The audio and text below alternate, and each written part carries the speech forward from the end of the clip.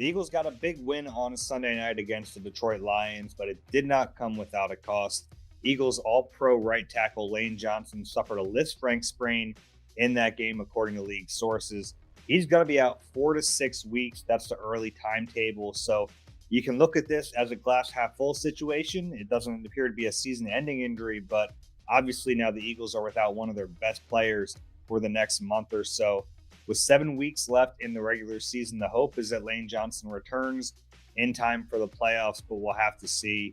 Lane is 35 now. He's dealt with some injuries this year, but when he's been on the field, he's been as dominant as ever, has not given up a sack, has not given up a quarterback hit all season. So, still one of the Eagles' most important players.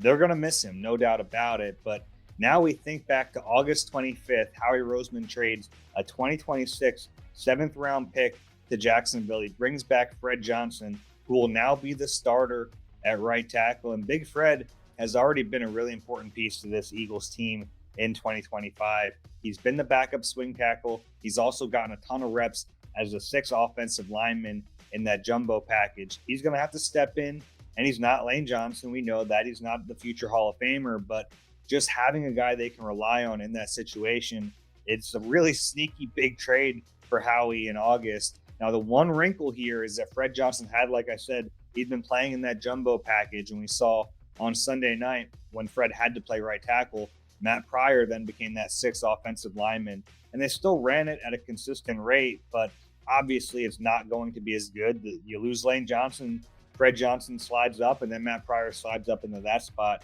There's a little bit of a downgrade there, but the Eagles at least have some confidence in Big Fred that he'll be able to get this job done.